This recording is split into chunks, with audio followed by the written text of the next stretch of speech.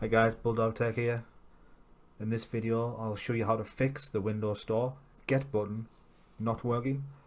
So there's been a few reports around the globe at the moment where you try to download an application through the store and it's not working.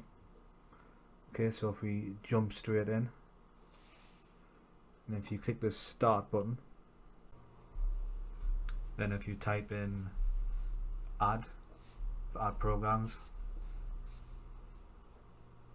then if you head over to the search filter there, if you click that and type in store,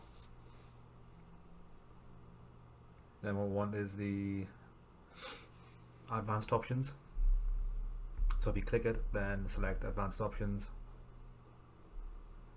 then if you scroll all the way down to reset,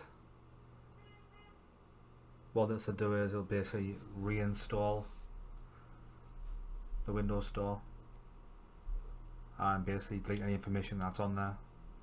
So if we select it and hit reset,